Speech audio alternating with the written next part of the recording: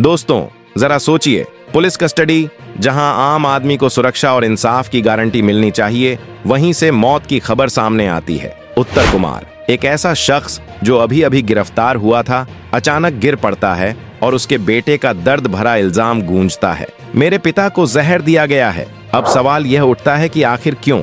कौन था जिसे डर था कि अगर उत्तर कुमार जिंदा रहा तो कोई बड़ा राज खुल जाएगा? क्या यह सब महज एक हादसा है या फिर इसके पीछे छुपी है कोई सोची समझी साजिश? दोस्तों, कस्टडी के अंदर वो कौन सी ताकतें काम कर रही हैं जो इंसाफ की रक्षा करने वाली वर्दी को ही कटघरे में खड़ा कर रही हैं? बेटे की चीखें, लोगों का गुस्सा और पुलिस पर लगते गंभीर आरोप, यह सब मिलकर एक ऐसी कहानी बनाते हैं जो रूह कंपा देती है। आखिर उत्तर कुमार की मौत के पीछे की असल सच्चाई क्या है? क्या यह वाकई पुलिस की साजिश है या फिर इसके पीछे कोई और छुपा हुआ खेल? बने रहिए इस वीडियो के साथ आखिर तक, क्योंकि जो राज हम आपको दिखाने जा रहे हैं वो आपके दिल दिमाग को हिला देगा और आपको सोचने पर मजबूर कर देगा कि आखिर सच में इंसाफ किसके हाथ में है।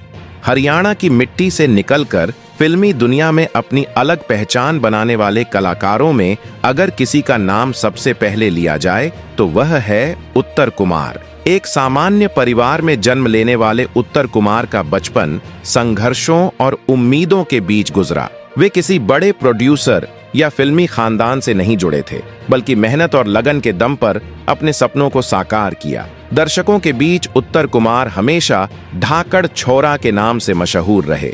2004 में रिलीज हुई उनकी फिल्म धाकड़ छोरा न सिर्फ हरियाणा बल्कि उत्तर भारत के कई राज्यों में सुपरहिट साबित हुई। उस दौर में हरियाणवी सिनेमा छोटे पैमाने पर काम करता था और दर्शक ज्यादातर भोजपुरी या हिंदी फिल्मों की ओर झुके रहते थे। लेकिन धाकड़ छोरा ने इस ट्रेंड को बदल दिया और इतना जबरदस्त कलेक्शन किया कि इसे हरियाणवी सिनेमा में मील का पत्थर माना गया। इसके बाद उत्तर कुमार हरियाणा के युवाओं और गांव-गांव के लोगों के लिए आइकन बन गए। उनका देसी लहजा, बिंदास अंदाज और संवाद शैली दर्शकों को अपनेपन का एहसास कराती थी। वे यह संदेश देते थे कि सिनेमा सिर्फ शहर और बड़े बजट वालों तक सीमित नहीं है, बल्कि गांव के बेटे भी मेहनत और लगन से इतिहास रच सकते हैं। धीरे धीरे उत्तर कुमार ने कई और फिल्मों में काम किया, जिनमें चंद्रावल 2 और नसीब जैसी फिल्में शामिल हैं। हरियाणवी फिल्म इंडस्ट्री में उनके योगदान को इतना बड़ा माना गया कि उन्हें हरियाणवी सिनेमा का अमिताभ बच्चन तक कहा गया।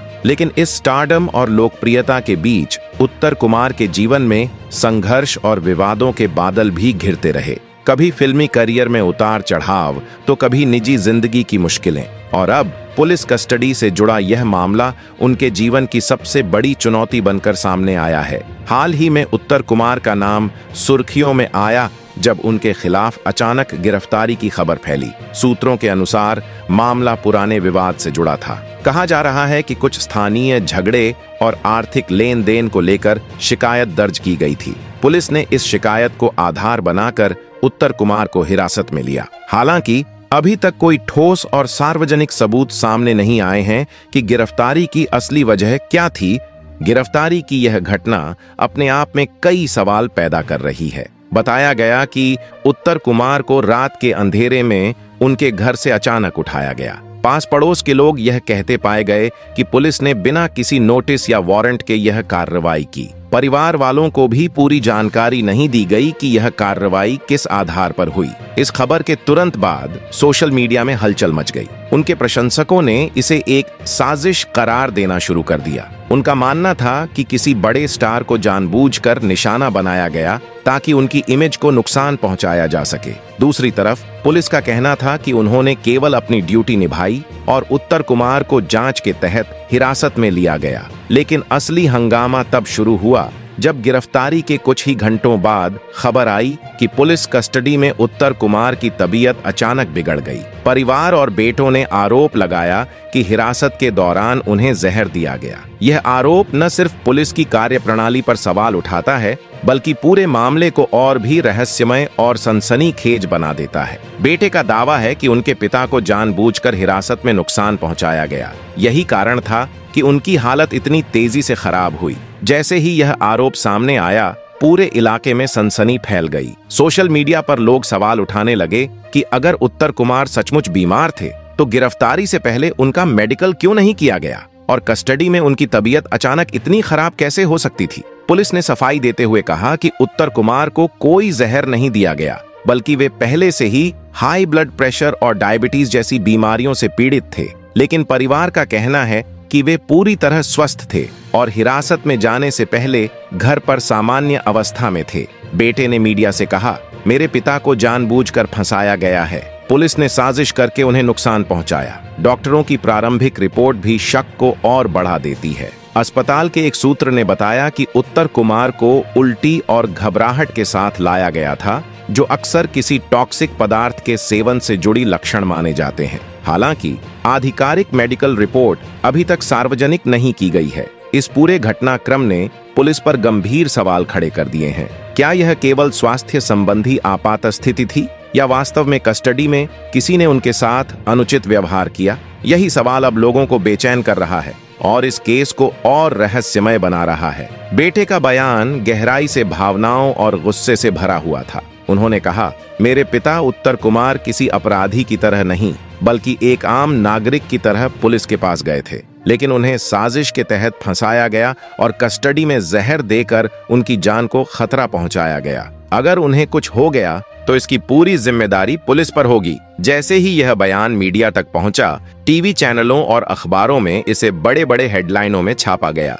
कस्टडी में जहर का मामला, बेटे का आरोप, पिता को मारना चाहती थी पुलिस जैसी सुर्खियां हर जगह फैल गईं। सोशल मीडिया पर लोगों ने पुलिस के खिलाफ गुस्सा जाहिर करना शुरू कर दिया। ट्विटर, फेसबुक और इंस्टाग्राम पर हजारों लोग न्याय की मांग कर रहे थे। मीडिया भी लगातार पुलिस से कड़े सवाल पूछने लगी। क्या गिरफ्तारी के समय उत्तर कुमार की मेडिकल जांच हुई थी? अस्पताल की रिपोर्ट क्यों सार्वजनिक नहीं की जा रही? और आखिर कस्टडी में किसी व्यक्ति की सुरक्षा की जिम्मेदारी पुलिस क्यों नहीं निभा पा रही? यह मामला जल्द ही स्थानीय खबर से बढ़कर राष्ट्रीय बहस का विषय बन गया। लोग अब सिर्फ उत्तर कुमार के लिए नहीं, बल्कि पूरे सिस्टम की पारदर्शिता पर सवाल उठाने लगे। अधिकारियों ने प्रेस कॉन्फ्रेंस में कहा कि उत्तर कुमार को किसी भी तरह का जहर नहीं दिया गया। उनके अनुसार कस्टडी में उन्हें अचानक बेचैनी और सीने में दर्द की शिकायत हुई। तुरंत मेडिकल टीम को बुलाया गया और उन्हें अस्पताल में भर्ती कराया गया। डॉक्टर जो भी रिपोर्ट देंगे वही सच्चाई होगी।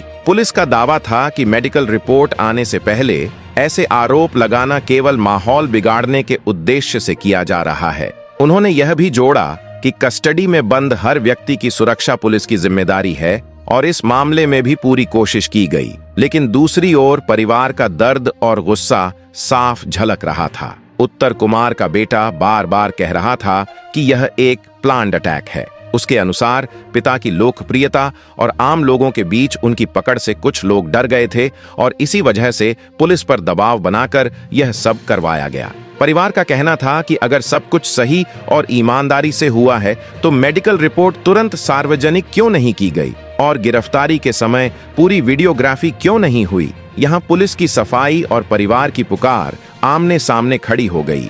एक तरफ सिस्टम अपनी छवि बचाने की कोशिश कर रहा था, वहीं दूसरी तरफ परिवार न्याय की गुहार लगाते हुए लगातार कह रहा था, अगर जांच निष्पक्ष हुई तो सच्चाई अपने आप सामने आ जाएगी। उत्तर कुमार का मामला केवल एक गिरफ्तारी या कस्टडी की घटना नहीं है, बल्कि यह उस खाई को उजागर करता है जो सत्ता, पुलिस और आम जनता के बीच मौजूद है। बेटे का आरोप है कि उनके पिता को जहर देकर मारने की कोशिश की गई, वहीं पुलिस इसे केवल अफवाह और राजनीतिक साजिश बता रही है। सच्चाई किसकी है, यह फिलहाल जांच पर निर्भर है। लेकिन इतना तय है कि इस घटना ने लोगों के मन में सिस्टम के प्रति अविश्वास बढ़ा दिया है। आम जनता सोच रही है कि अगर उत्तर कुमार जैसे प्रभावशाली और लोकप्रिय व्यक्ति को कस्टडी में सुरक्षित नहीं रखा जा सकता तो आम आदमी की क्या स्थिति होगी। यह केस याद दिलाता है कि लोकतंत्र में पारदर्शिता और जवाबदेही कितनी जरूरी है। यदि पुलिस निर्दोष है तो उसे खुलकर सबूत पेश करने चाहिए और अगर परिवार का दावा सही है तो दोषियों को सख्त सजा मिलनी चाहिए। अंततः यह लड़ाई सिर्फ एक व्यक्ति के जीवन और मौत की नहीं, बल्कि उस भरोसे की है जिसे जनता न्याय व्यवस्था से जोड़ती है। सच और साजिश के बीच फैसला अब निष्पक्ष जांच और समय ही करेगा। यह मामला केवल उत्तर कुमार का नहीं है, बल्कि हर नागरिक का है जो सिस्टम से न्याय की उम्मीद रखता है। सवाल यही है कि क्या हमारा सिस्टम उस उम्मीद पर खरा उतर पाएगा या यह भी किसी अधूरी कहानी की तरह इतिहास में दब जाएगा। अगर आपको यह वीडियो पसंद आया हो तो इसे जरूर लाइक करें, अपने दोस्तों और परिवार के साथ शेयर करें ताकि ज्यादा से ज्यादा लोग इस जानकारी का लाभ उठा सकें। और हमारे चैनल को सब्सक्राइब करना न भूलें ताकि आप भविष्य में आने वाले सभी वीडियो देख सकें।